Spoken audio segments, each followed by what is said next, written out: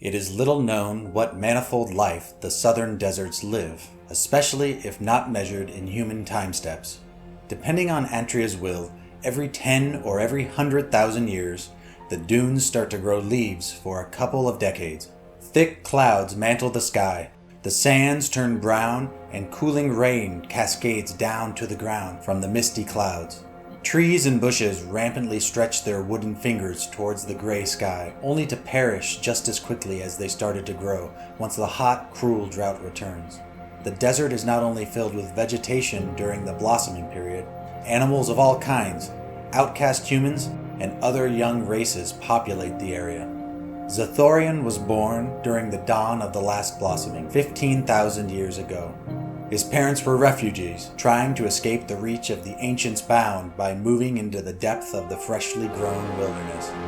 They anticipated nothing of what the ancients have seen so many times: the quick descent following the fruitful decades and the painful death. His father was hunted for his sensitivity to magic. Before he was hunted, though never having had the opportunity to receive proper training, he passed on his abilities to his son, through the way he educated him and through his blood. Sadly, he never saw his son's powers unfolding. Fate struck at the same time the family arrived in the vegetated sandlands. The hunters trusted to eliminate him tracked him down the very day Zethorien and his parents stepped into the shade of the trees. Years passed, and as the boy grew, he turned out to have overwhelming senses that could influence nature's powers. He was able to bend underground animals to the force of his will. He could make sand creatures hiding in the remaining dunes follow him. His mother tried to hide his abilities to avoid the attention of dragons, elves, and the Eren. She didn't want her son to share his father's fate. Somewhere deep inside, she knew such powers could not be hidden forever. Due to the overprotective care, Zethorien was an extremely lonely boy whose thoughts strongly deviated him from his peers. Hands-on work had been a chore for him, and his skill at expressing himself was less than average. He dreamed of a world where all people have a permanent mental link so that words or unnecessary gestures aren't needed to communicate thoughts and feelings. By the time he saw his 18th summer, he had often wandered the slowly growing desert patches. There he was able to evolve his skills and knowledge undisturbed. The village considered him useless. People avoided him due to his strange burn marks, but he cared little about them or for them. His thirst for knowledge was unquenchable, and his desire to grow his powers was never satisfied. Thus a silent whisper started to grow louder and louder in his mind. For days he often stared into the fire spawned from his hands, giving no attention to the burning pain as flames bit into his flesh. With his powers growing, he did not need to care for food and safety anymore. Desert animals fully subjugated themselves to his desires, and they walked fearlessly into the flames growing from his hands or eyes so they could nourish him.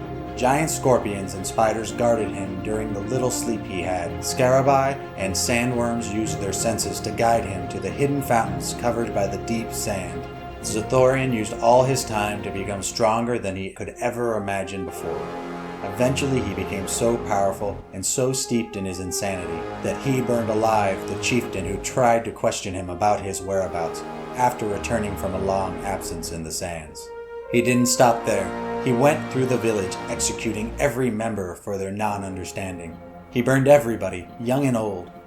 Finally he submerged himself so deep in his madness, becoming so blind in his rage, that he even spelled fire on his own mother, who tried to stop him in his rampage. Zethorien's fury reached unexplored heights as he saw what he had done to his mother. He was surrounded by the destroyed village, and he could not do anything anymore to save her, the only person he loved. Distraught and consumed by sorrow, he wanted to end his own life, which was when the whisper in his head turned into a voice, and the voice talked to him. That voice belonged to one of the Eren gods, the outcast king, Serath, who had been banished under the deserts of Antria to remain there alone forever. Before the dormant king fell back into his sleep, he gifted Zethorien with a power and a promise. The soot swarm, a swarm of strange insects, descended from the sky. They surrounded Zethorien. From that moment onwards, the swarm would obey his will. He decided they should take the shape of bone wings and a halo around his head.